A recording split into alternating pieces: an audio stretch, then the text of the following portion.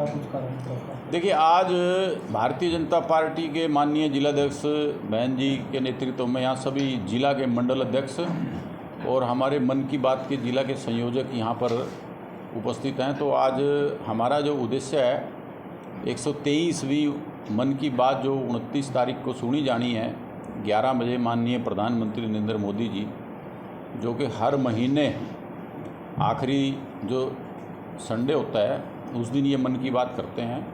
तो आज इस लोकसभा कुरुक्षेत्र का संयोजक के नाते मैं आज इनके बीच में यहाँ पर आया हूँ।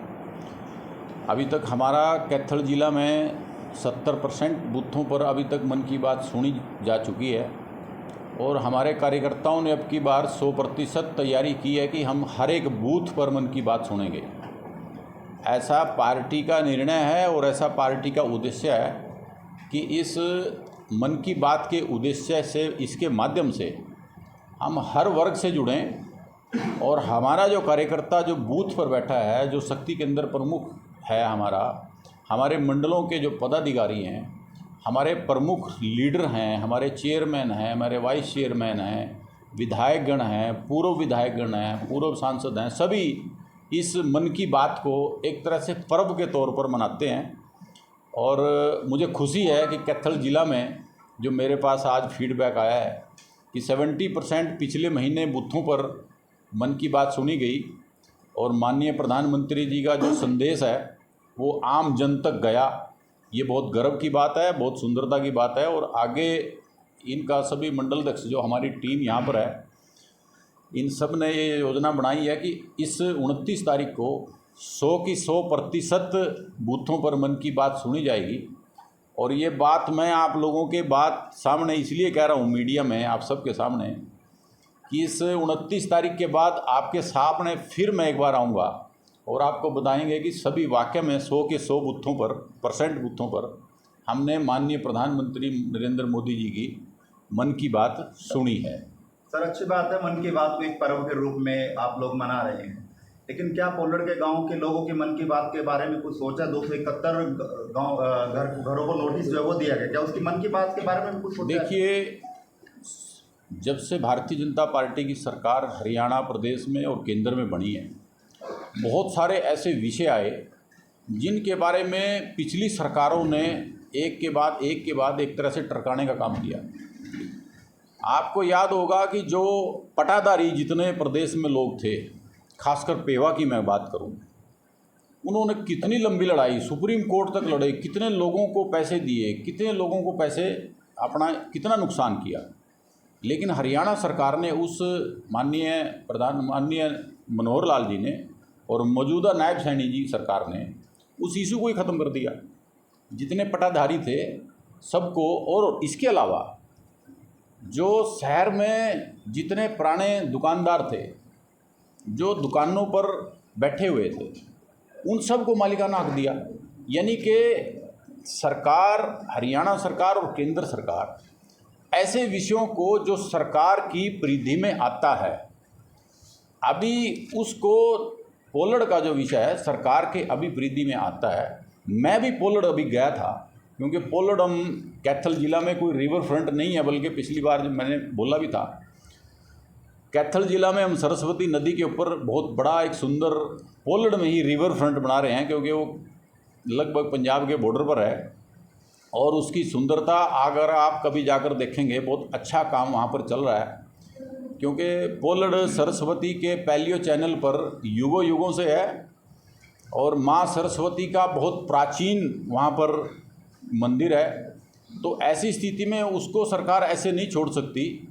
इस विषय को जब मैं गांव में गया, हमारी सरकार के पास ये विषय जा चुका है, स्टेट गवर्नमेंट के पास, माननीय नायब सैनी जी इसके बारे में ज़रूर निर्णय लेंगे। लेकिन जब मैं वहाँ गांव वालों से मिला तो गांव वालों ने कहा कि हम इतने सालों से यहाँ पर बैठे हैं। और फिर मैंने उनके सामने ही क्योंकि ये जो मामला है ये आर्कियोलॉजिकल डिपार्टमेंट हरियाणा के पास नहीं है, ये ASI के पास है, आर्कियोलॉजिकल सर्वे ऑफ इंडिया के पास है। तो वो बड़े अच्छे ढंग से हमारी सरकार उस विषय पे लगी हुई है, क्योंकि मामला केंद्र के अधीन है। तो उस विषय को गंभीरता से देखते हुए उसका निर्णय किया जाए। सर लगातार हरियाणा में जो है वो गोलीकांड जो है वो हो रहे हैं, कल शाहबाद में वो लगातार ऐसे हो रहे हैं, तो सरकार क्यों इस पर कार्रवाई नहीं कर पा रही?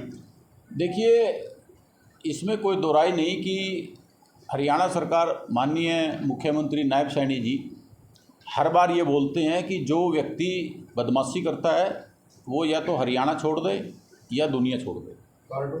और अभी आपने देखा होगा पीछे अभी जो जिन बदमाशों ने पुलिस वालों के ऊपर गोलियां चलाई उनका क्या असर हुआ आप सबने देखा है।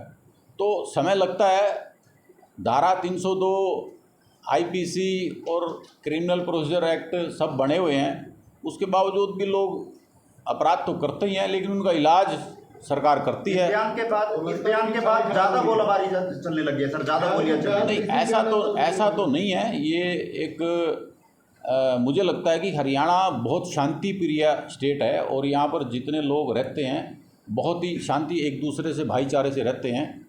कई बार ऐसा विषय आ जाता है, अब दो भाइयों की लड़ाई होगी उसको बड़ा कई बार ऐसा इशू बना देते हैं कि बहुत बड़ा इशू हो गया। तो ऐसा नहीं है, बिल्कुल कंट्रोल में है और आगे भी कंट्रोल में रखेंगे। मुख्यमंत्री का बयान आया था कि 6 महीने के अंदर कोई भी सड़क नहीं मिलेगी, मगर आज भी वही बुलावा गाँव पर करें शहर की करते थोड़ी सी आज अगर आप चंडीगढ़ से नारनौल जाना चाहें तो 3 घंटे में केवल और केवल इस नरेंद्र मोदी सरकार में, नायब सैनी सरकार में ही संभव है। पहले जब हम नारनौल जाया करते थे तो लगभग 1 दिन पूरा लगता था। आज लोग खाटू श्याम जाते हैं, 4 घंटे में खाटू श्याम बालाजी पहुंच जाते हैं। ऐसा कोई सड़क नहीं है। आप देखिए, कई बार क्या होता है कि अब जैसे मेरे गांव की सड़क है किरमत से बारना, अगर आप जाकर देखेंगे पहले मात्र 12 फुट की थी। मैंने छोटी सी एप्लीकेशन दी, मैंने रिक्वेस्ट की डिपार्टमेंट से, पीडब्ल्यूडी से कि इस सड़क को थोड़ा चौड़ा कर दें। अब वो 18 फुट की होगी, इतनी सुंदर सड़क बन गई। समय लगता है। कई बार क्या होता है कि मैं एक टेक्निकल बात आपको अंदर की बात बता देता हूँ। आप सभी भाई हैं, जनता आपके माध्यम से सुन रही है। कई बार कुछ कामों में प्रोसीजर में समय लग जाता है। ऐसा नहीं है कि सरकार ने डिनाई कर दिया। हो सकता है कि आपने किसी कार्यकर्ता ने जिला प्रधान की नॉलेज में या हमारे एमएलए, एमपी या सांसद या प्रतिनिधि के नॉलेज में ना डाला हो, इसलिए लेट हो गया हो। कई बार प्रोसीजरल भी प्रॉब्लम हो जाती है। तो ऐसा नहीं है। सड़कों के लिए अगर कोई सरकार जानी जाती है तो नरेंद्र मोदी सरकार जानी जाती है, नायब सैनी सरकार जानी जाती है। सर, अगर नेट पर सर्च करते हैं बेरोजगारी में हरियाणा नंबर 1 दिखाई दे रहा है, तो इसके बारे में क्या कहोगे? देखिए, अभी भी आज तक जितने नौकरी हरियाणा सरकार ने दी है, जो मनोहर लाल जी पिछली सरकार में नीति बना के गए थे कि हमने ज़्यादातर ऐसे लोगों को नौकरियां देनी है जो बिल्कुल वंचित हैं, जो इंटेलिजेंट हैं, जो ब्रेन ड्रेन होकर दूसरे देशों में चले जाते थे।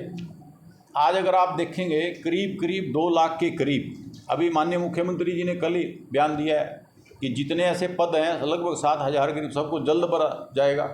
तो नौकरियों देने में इस सरकार का कोई मुकाबला नहीं है। पिछली सरकार जो खर्ची और पर्ची के साथ नौकरी देती थी वो आलम आप लोगों ने देखा है। कितनी बड़ी इंडस्ट्री नौकरी लगवाने के लिए काम करती थी, कितना पैसा वो लोग लेते थे, आप सब ने देखा है। लेकिन अब ये सरकार मेरिट पे काम करती है। मेरिट पे भी एक गैंग चला जिसने सारी भर्तियों को लगभग रोकने का कोर्टों में काम किया। उसके बावजूद भी सरकार ने भर्तियां की और आगे भी करती रही। असिस्टेंट प्रोफेसर की भर्तियों में गड़बड़ी की बात कही रणदीप सुरजेवाला, वो 1-2 बात जगह ऐसी आई थी। रणदीप सुरजेवाला जी की आदत है हर बात पे ट्वीट कर देना कि हाँ यहाँ ये हो गया, यहाँ ये हो गया। तो वो कोई इतने अब उनको लाइटली लेने लग गया लोग, इतना ज़्यादा बड़ा इशू भी नहीं। सर, आपकी नगर परिषद की चेयरमैन पर्सन है, वो रणदीप सुरजेवाला के साथ मंच साझा कर रहे हैं और उसी मंच से ही मुख्यमंत्री को बुरा भला कहा जा रहा था। ऐसा विषय हमारे ध्यान में नहीं आया। अगर ऐसा विषय ध्यान में आता है तो माननीय जिलाध्यक्ष जी और माननीय प्रदेश अध्यक्ष जी उसमें हम जरूर इंटरवेन करेंगे।